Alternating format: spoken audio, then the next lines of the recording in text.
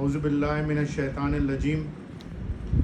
बिस्मिल्लाहिर्रहमानिर्रहीम। शुरू करता हूँ अल्लाह का नाम लेके जो निहायत मेहरबान है और निहायत करम करने वाला है,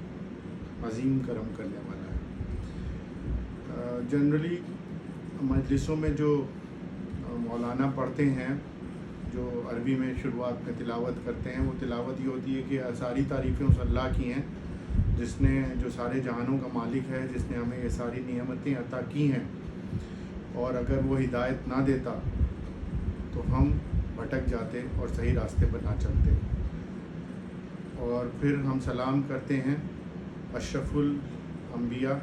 जो अम्बियाओं में सबसे अशरफ हैं, अबुल क़ासिम मोहम्मद, अबू क़ासिम रसूलुल्लाह सल्लल्लाहु अलैहि वसल्लम का लक़ब था, तो सलवात भेजें मोहम्मद वाले मोहम्मद। और हम सलाम करते हैं सारे अहले बैत को और सारे मासूमीन को जो कि पाक व ताहिर हैं। अम्मा बाद, इसके बाद अब जो भी बात बताई जानी है, जो भी टॉपिक है, उसके ऊपर आगे मजलिस शुरू की जाती है। तो आज की मजलिस का उन्वान, जब ये मुहर्रम चल रहा था, 10 दिन थे मुहर्रम के, तो ये अशरे के बाद के जो चेलम तक जितने भी संडे होते हैं, उसमें हमारे क्या हर इतवार को मजलिसें मुंतखब की जाती थी। जैसा कि अलम ने अभी आपको बताया कि ये सिलसिला पिछले 125 सालों से चल रहा है। इसकी शुरुआत जनाब वाजिद अली बेग मरहूम ने की थी, जो मेरी अम्मा के दादा हैं, और उसके बाद इसको उरूज पर ले जाने वालों में मेरे नाना मिर्ज़ा ज़फ़र अली बेग मरहूम शामिल हैं, अपने और भाइयों के साथ, जिन्होंने मिलके इसको, इन मजलिसों को एक ऐसे उरूज पे ले गए। जनरली ये देखा जाता है उरूज का मतलब दुनियावी मायनों में और हम लोगों की सोसाइटी के मायने में ये होता है कि जिसमें बहुत भीड़ हो, जिसमें अच्छे से अच्छे मौलाना ज़ाकिर पढ़ें, जिन मजलिसों का इंतज़ार लोगों को हो, ऐसी मजलिसें बन गई। वो मजलिसें हैं जिसमें शहर के उस वक्त के सबसे मशहूर से मशहूर ज़ाकिर आते थे। और आप जैसा जानते हैं कि पॉलिटिशियंस ऐसे मौक़ों को कहाँ छोड़ते हैं। ये मजलिसें इतनी ही पॉपुलर हो गई थी कि पॉलिटिशियंस ने भी इससे अपने को एसोसिएट होना चाहा कि यहाँ पे उनको वो मकाम मिलेगा कि यहाँ वो आएंगे तो अक्रॉस लखनऊ के जितने भी शिया हजरात हैं या जितने भी इमाम हुसैन को चाहने वाले हैं, उन मजलिसों में ज़रूर आएंगे। उस वक्त इस तरह की ब्रॉडकास्टिंग वगैरह नहीं होती थी, तो वो भी जुड़ने लगे। और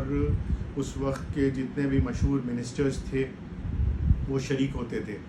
और ये सिलसिला यहाँ तक रहा कि एक मजलिस में, वो 5 मजलिसें या 6 मजलिसें जो होती थी, एक दिन गवर्नर ज़रूर आते थे। और ये तो मैंने अपनी आंखों के सामने भी देखा कि गवर्नर के आने से पहले सड़कें ठीक हो रही हैं। और तो इस उरूज पर पहुँचा ये सारा कुछ, लेकिन बीच में वो वक्त भी आया जब लखनऊ में कुछ राइट्स वगैरह हुए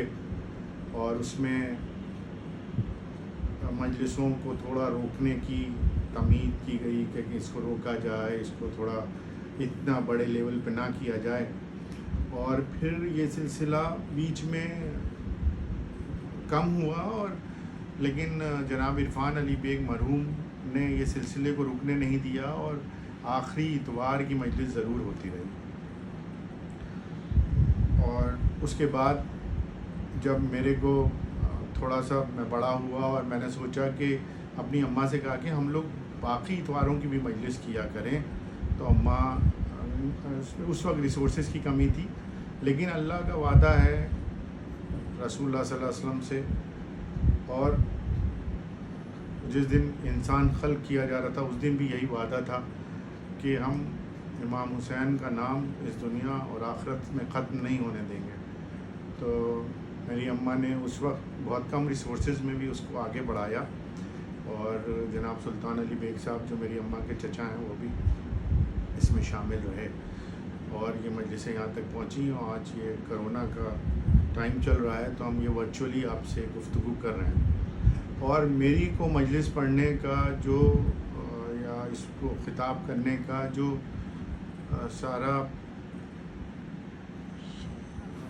सारी جو سارا انکریجمنٹ ہے، جو ہمارے کو اتساہ ہے، یا میرے کو یہ کچھ کرنے کے لیے جو بھی انکریجمنٹ کیا وہ میری اماں کی وجہ سے ہے،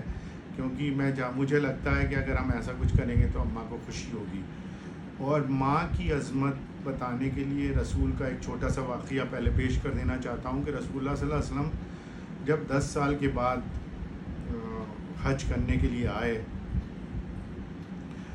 مکے میں، تو انہیں نے وہ احرام پہنے ہوئے تھے، تو لوگوں نے دیکھا وہ اپنی اونٹنی کو انہیں نے ایک پہاڑ کی طرف موڑ دیا، تو لوگ سوچنے لگے یہ مکے کی طرف نہ جا کے اس پہاڑ کی طرف کیوں جا رہے ہیں؟ تو جو لوگ جانتے تھے وہ کہتے ہیں وہاں ان کی ماں کی قبر ہے، اور رسول اللہ صلی اللہ علیہ وسلم وہاں پہ گئے اپنی ماں کی قبر پہ اور چمٹ گئے اس سے اور رونے لگے،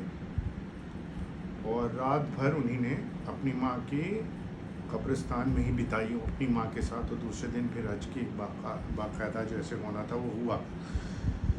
تو ماں کی عظمت آپ اس سے سمجھ سکتے ہیں کہ ہمارا رسول جو کہ سارے عالم کا رسول ہے، عالم میں سب سے اشرف ہے، جو سب سے پہلے خلق کیا گیا، اس کو بھی اپنی ماں سے اتنی لگاؤ، اتنی عزت تھی کہ ان کے قبر پہ گر پڑے۔ تو آج کی مجلس کا ٹاپک ہے وہ یہ ہے ٹاپک کہ اللہ نے انسان کو کیوں بنایا اور اللہ نے کیسے بنایا، کیوں اور کیسے۔ تو جتنی ہماری سماعت ہے، ہمیں جتنا علم ہے یا ہم جتنا سمجھ سکتے ہیں ہم آپ کو اتنا ہی بتا سکتے ہیں، اور ہم سارے لوگ ایک دوسرے کو اتنا ہی بتا سکتے ہیں، کیونکہ اللہ کا علم تو وہ علم ہے جو ہم سوچ بھی نہیں سکتے، نہ ہم سمجھ سکتے ہیں کہ کیا ہے،